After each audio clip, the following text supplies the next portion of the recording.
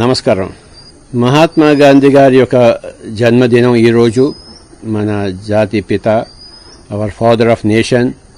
మన ఈరోజు అంతా మనం ఆయన గురించి విశేషంగా మరి తలుచుకొని, వారిని గుర్తుంచుకొని, వారి యొక్క మార్గాన్ని మనం పయనించడానికి పునరంకితం కావడం కోసం ఈరోజు మళ్ళీ మనకి చక్కటి అవకాశం.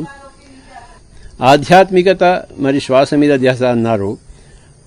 గాంధీజీ గారికి మరి ఆయన ఆధ్యాత్మిక మహాయోగి, కర్మయోగి. ఆయన ఎన్నో గత జన్మల్లోనే ఆయన శ్వాస మీద ధ్యాస పెట్టి ఎంతో ధ్యానం చేశారు. ఈ జన్మలో ఆయనకి అవసరం లేదు. అది అంత గొప్ప మహాత్ముడి స్థితికి రావడం కోసం ఎన్నో జన్మలు పడుతుంది.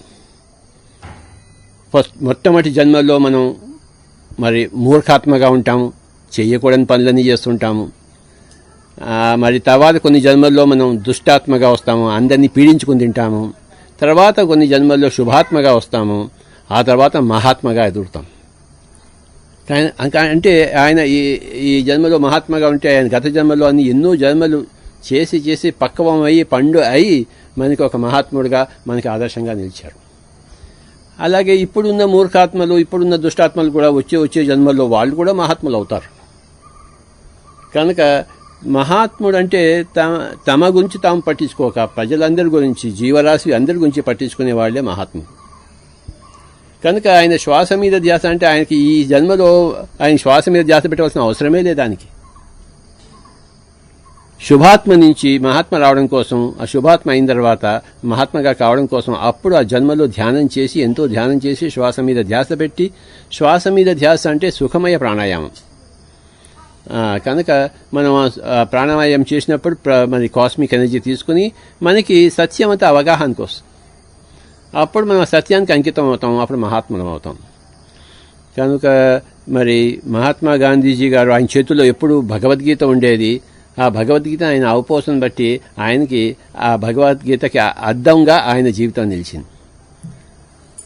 అహింస, కరుణ, మరి సత్యము, మరి ఇలాంటి మన యమ నియమాలు ఉన్నాయి పతంజలివి. మరి యమం అంటే సత్యము, అపరిగ్రహము, బ్రహ్మచర్యము, తర్వాత నియమాలంటే శౌచము, సంతోషము, తపస్సు, స్వాధ్యాయం, ఈశ్వర ప్రణిధం. ఇలాగా యమ నియమాలకి ఆయన గొప్ప అద్దం పట్టారు. మనకంతా మన అదృష్టం.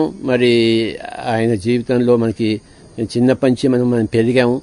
ఆయన గురించి, ఆయన యొక్క ఆ సత్య ఛాయలోనే మనమంతా, భారతదేశం అంతా సగర్వంగా నిలిచింది. అయితే మరి మనం కూడా ఆయనలా కావాలంటే మనం శ్వాస మీద ధ్యాస పెట్టాలి. అప్పుడే మనం ఆయనలాగా అవుతాం.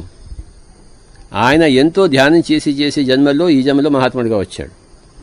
ఒక పరమాత్ముడుగా నిలిచాడు. మహాత్ముడుగా కాదు, ఆయన ఒక పరమాత్మ.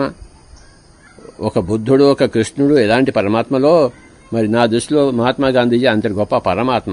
పరమాత్మ అంటే హయ్యెస్ట్ లెవెల్ సోల్. పరమ అంటే హయ్యెస్ట్. కనుక ఆయన మహాత్మ కాదు, నా దృష్టిలో ఆయన గొప్ప పరమాత్ముడు. కనుక మనమందరూ కూడా పరమాత్మలు కావాలంటే మనం ఎంతో ధ్యానం చేసి, ధ్యానం అంటే శ్వాస మీద ధ్యాస. మరి పిరమిడ్ స్పిరిచువల్ సొసైటీ మూవ్మెంట్ వారు అందరికీ ఇదే నేర్పిస్తున్నారు. శ్వాస మీద ధ్యాస నాయనా, అహింసలో ఉండు, మాంసం తినమాకు, ఏ జంతువుని చంపకు, పక్షిని చంపకు. వేమన ఏమన్నాడు? పక్షి జాతి బట్టి పరగ హింసలు పెట్టి కుక్షి నిండా కూరుటకును వండి తినడివాడు వసుధ చండాలుడు. కనుక మన మానవుడిగా పుట్టి జంతువుగా వ్యవహరించకూడదు. ఒక జంతువు ఇంకో జంతువుని తినేస్తుంది, కానీ ఒక మానవుడు జంతువుని తినకూడదు. కనుక మహాత్మా గాంధీజీ గారి యొక్క మరి ఆ యొక్క సందేశం, మనం అందరం శాకాహారంగా ఉండాలి. అహింస, ఏ జంతువు యొక్క జీవితాన్ని హరించే హక్కు ఎవరికి, ఏ మానవుడికి లేదు. ఆ తర్వాత అహింస, తర్వాత సత్యము. ఏమిటి సత్యము? నేను శరీరం అనుకుంటే నువ్వు అసత్యంలో జీవిస్తున్నావు, నేను ఆత్మ అని తెలుసుకుంటే నువ్వు సత్యంలో జీవిస్తున్నావు. ఆయన ఎప్పుడు ఆత్మగానే జీవించాడు, అందుకే మహాత్ముడయ్యాడు. మరి మిగతా వాళ్ళందరినీ మరి మహాత్ముడు ఎందుకని లేదు? వాళ్ళంతా శరీర స్థాయిలో ఉన్నారు, మనస్సు స్థాయిలో ఉన్నారు, కొద్దిగా బుద్ధి స్థాయిలో ఉన్నారు, కానీ ఆత్మ స్థాయిలో లేరు. ఏ మనిషి అయినా కూడాను ఆత్మస్థాయిలో రావడానికంటే ధ్యానము తప్పనిసరి. ధ్యానం అంటే శ్వాస మీద ధ్యాస తప్పనిసరి. కనుక గాంధీజీ వారి ఆయన ఒక ఆటోబయోగ్రఫీ మరి ఏ సర్చ్ ఫర్ ట్రూత్ అన్నది అది ఎప్పుడు రోజు చదువుతూ ఉండాలి, జీవితాంతం చదువుతూ ఉండాలి, లేకపోతే లాభం లేదు. అది చదువుతుంటే మనకి అందులోంచి ఎంత ఆనందం వస్తుందో, ఎంత శక్తి వస్తుందో, ఎంత స్ఫూర్తి వస్తుందో మీరు చదివితేగా తెలిసి. నేను ఎప్పుడు చదువుతుంటాను అయింది. ఏం నేర్పిస్తుంది భగవద్గీత? కర్మణ్యేవాధికారస్తే మా ఫలేషు కదాచన మా కర్మఫల హేతుర్భోర్మాతే సంగోస్త్వకర్మణి. కర్మ చేయడానికి మనకి ఉంది కానీ కర్మ ఫలానికి ఆశించడానికి లేదు. కానీ మనం ఏం చేస్తున్నాం? ఎప్పుడు కర్మఫలం అది కాలేదు ఇది కాలేదని చెప్పేసి. నీకు ఏది జరుగుతుందో నీకు అనవసరం, నువ్వు ఏది చేయాలో అది చేయాలంతే. మరి ఇలాంటివి ఎన్నో ఉన్నాయి భగవద్గీతలో. మీరు రోజు చదవరు ఏంటి? మీరు చదివితే కదా మీ పిల్లలు చదువుతారు, మీ చుట్టుపక్కల వాళ్ళు చదువుతారు. భగవద్గీతలో ఏముంది? తపస్విభ్యోధికో యోగి జ్ఞానిభ్యోపి మతోధిక కర్మయభ్యశ్చాధికో యోగి తస్మాత్ యోగి భవాచం. ఒక తాపసి కన్నా ఒక యోగి ఎక్కువ, ఒక పండితుడు ఒక జ్ఞాని కన్నా యోగి ఎక్కువ, ఒక మంచి కర్మలు చేసేవాడి కన్నా యోగి ఎక్కువ. కనుక ఆ యోగం చేయవయా అంటే ధ్యానము. మూర్ఖాత్మ అంటే బాగా తాగి తందనాలైనవాడు, తన జీవితాన్ని తాను నాశనం చేసుకునేవాడు. దుష్టాత్మ అంటే అందరినీ చంపుకుని తినేవాడు, రావణాసురులాగా. ఓకే, శుభాత్మ అంటే విభీషణులాగా మంచి దారిలో ఉండేవాడు, చెడు సాంగత్యం వదిలిపెట్టేసి. తర్వాత ఆంజనేయ స్వామిలా మనం ధ్యానం చేయాలి కదా, ఆయన ఎప్పుడు ధ్యానంలో ఉంటాడు. మరి శ్రీరాముడిలాగా అందరికీ ధ్యానం చెప్తూ ఉంటాడు శ్రీరాముడు. మనం ధ్యానం నేర్చుకోవాలి, అందరికీ చెప్పాలి మేడం. నేను అందరికీ ధ్యానం చెప్తున్నాను కదా. ఆయన పుస్తకం ప్రతిరోజు చదువుతూ ఉండాలి మేడం. అది నిత్య పాఠ్య గ్రంథము. అదే ఈసారి మనం ఈరోజు సందేశంగా తీసుకుందాము. ప్రతి ఒక్కళ్ళు ఆటోబయోగ్రఫీ ఆఫ్ మరి యోగి అని ఒక పుస్తకం ఉంది, యోగానంద పరమహంస. ఆయన దగ్గర ఆయన ధ్యానం నేర్పించాడు ఆయనకి, మహాత్మా గాంధీజీ గారు. ఆ ఫోటో కూడా ఉంది అక్కడ. గాంధీజీ గారు యోగానంద పరమహంస గారి దగ్గర నేర్చుకున్నారు. ఆ పుస్తకం చదవాలి, ఆటోబయోగ్రఫీ ఆఫ్ ఒక యోగి ఆత్మకథ అని, యోగానంద పరమహంస గారిది. ఆ ఆటోబయోగ్రఫీ చదవండి, తర్వాత గాంధీజీ గారు చదవాలి మేడం. భగవద్గీత చదవండి, ఈ మూడు చదవండి. యోగానంద పరమహంస గారిని ఆయన 1920లో అమెరికా వెళ్ళి మరి అందరికీ ఒక 25 సంవత్సరాలు అమెరికాలో ఉండి అందరికీ ధ్యానం చెప్పాడు ఆయన. నేను మొన్ననే ఒక వారం రోజుల కిందటే అమెరికా వెళ్ళి ఆయన ఆశ్రమంలో వెళ్ళాను, యోగానంద పరమహంస గారి ఆశ్రమం. ఏ ఇంట్లో అయితే ఏ రూమ్లో అయితే ఆయన ఆ పుస్తకం రాశారో ఒక యోగి ఆత్మకథని, నేను పోయి చూసాను. ఒక వారం రోజుల కిందటే వెళ్ళొచ్చాను. ఆయన మరి గాంధీజీ గారికి ధ్యానం నేర్పించారు. అంటే ఈయనకి ఏమీ నేర్పించవలసిన అవసరం లేదు, కానీ ఆయన ధర్మం ఆయన చేశారంతే. కనుక మీరు ఈ 3 పుస్తకాలు మరి ఈరోజు సందేశంగా మరి గాంధీజీ గారి స్వీయ ఆత్మకథ ఒకటి, యోగానంద పరమహంస గారి ఆత్మకథ వచ్చి, తర్వాత భగవద్గీత. భగవద్గీత గ్రంథము గాంధీజీ గారి చేతిలో ఎప్పుడు ఉంటుంది. సో గాంధీజీ గారు ఏం ప్రబోధిస్తున్నారంటే భగవద్గీతే. భగవద్గీత వేరే, మహాత్మా గాంధీజీ వేరే కాదు. కనుక మీరు మహాత్మా గాంధీజీని తెలుసుకుంటే భగవద్గీత తెలుసుకున్నట్టు, భగవద్గీత చదివితే మహాత్మా గాంధీజీని తెలుసుకున్నట్టు. సూర్యుడు ఒకటే, మీకో సూర్యుడు నాకో సూర్యుడు ఉంటాడేంటి? మీకో సత్యం నాకో సత్యం ఉంటుంది ఏమిటి? అందరికీ ఒకటే ఆకలి, ఆకలి తీర్చే మార్గం ఒకటే. అందరికీ ఒకటే దాహము, దాహం తీర్చే మార్గం ఒకటే, నీళ్లు తాగాలి కదా. అలాగే అందరికీ దుఃఖం ఒకటే, అజ్ఞానం ఒకటే. దుఃఖం తీరాలంటే, అజ్ఞానం పోవాలంటే ధ్యానం చేయాలి కదా.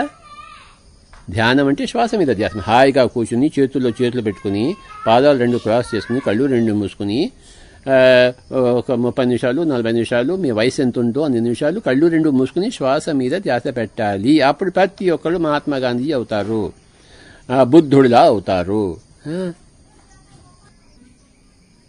అలాగే ఒక కొత్త భాష నేర్చుకోవాలి. తెలుగు రాని వాళ్ళు తెలుగు ఎలా నేర్చుకుంటారు? జర్మన్ భాష ఎలా నేర్చుకుంటారు కొత్తది? అలాగే ఇది కొత్త విద్య, ధ్యాన విద్య, ఆత్మ విద్య. దానికోసం అంకితం కావాలి. అది నాకు కావాలి అని కోరుకుంటే దానికోసం ఏడిస్తే వస్తుంది, ఏడవకపోతే రాదు. ఏ విద్య కోసం అయితే మీరు ఏడుస్తారో ఆ విద్యే మీకు లభిస్తుంది. ఏ విద్యను మీరు హేళన చేస్తారో, దాని మీద నవ్వులాటగా ఉంటుందో ఆ విద్య మీకు ఎందుకు వస్తుంది చెప్పండి. చిట్టిబాబు గారు వీణలో మాస్టర్ అంటే ఆయన ఏడ్చాడు వీణ కోసం. బిస్మిల్లా ఖాన్ షహనాయి కోసం ఏడ్చాడు. నేను ఏడ్చాను సంగీతం కోసం. నాకు దగ్గర సంగీతం వచ్చింది. మా ఇంట్లో మా అక్కగారులు ఉన్నారు, వాళ్ళు సంగీతం కోసం ఏడవలేదు, వాళ్ళకి రాలేదు. ఎలా వస్తుంది? డబ్బు కోసం ఏడిస్తే డబ్బు వస్తుంది మేడం, సంగీతం కోసం ఏడిస్తే ఏడుస్తుంది, ధ్యానం కోసం ఏడిస్తే ధ్యానం వస్తుంది, ఆత్మజ్ఞానం కోసం ఏడిస్తే ఆత్మజ్ఞానం వస్తుంది. జిలేబీ కోసం ఏడిస్తే జిలేబీ దగ్గరికి వెళ్ళి ఎవరైనా తినిపిస్తాడు మీకు. మీ జిలేబీ దగ్గర ఏడకపోతే, జిలేబీ అన్న మాట మీ నోట్లో రాకపోతే ఎవరైనా వచ్చి మీ దగ్గరకు వచ్చి జిలేబీ తినిపిస్తాడేంటి? మీ ఊరికే నోట్లో జిలేబీ జిలేబీ అనండి, ఎవడో ఒకటి విని పాపం ఈ అమ్మాయికి జిలేబీ కావాలేమని చెప్పేసి పోయి తీసుకొచ్చి తీసుకోమ్మా జిలేబీ అని ఇస్తాడు. గాంధీజీ దగ్గర నేర్చుకోవాలి అని ఒక తపన ఉండాలి, దానికోసం ఏడవాలి. ఫోటోకి దండం పెడితే లాభం లేదు. ఇప్పుడు బుద్ధుడు బయటికి వెళ్ళాడు, మహారాజు, ఆయన ఈ దుఃఖం ఏంటిది, దీని సంగతి ఏంటి తెలుసుకోవాలని, మూలం తెలుసుకోవాలని ఏడ్చాడు. ఆయన మహారాజుని 10 మంది వదిలిపెట్టేసి వెళ్ళాడు. మీరైనా 10 మంది వదిలిపెట్టేసి వెళ్తున్నారా లేదా? ఏమీ లేదు. నా కొడుకు, నా మొగుడు, నా పిల్లలు అంటే ఓకే, నా ఇల్లు అంటే అంతే ఉంటుంది. మరి బుద్ధుడు వదిలిపెట్టి వెళ్ళాడా లేదా? మరి వదిలిపెట్టి వెళ్ళక్కర్లేదు. ఇంట్లో కూర్చుని మన చక్కటి సమయాన్ని 24 గంటల్లో అనేక వేధవ ఆలోచనలు మాట్లాడుతూ వెధవ చేస్తూ ఉంటాం. ఆ సమయాన్ని పట్టుకుని ధ్యాన సాధన చేయాలి. మీ ద్వారా ఈ మెసేజ్ ఈ అందరికీ వెళ్తున్నందుకు నాకు చాలా సంతోషంగా ఉంది. మీకు ఎంతో కృతజ్ఞతలు మేడం. నమస్కారం.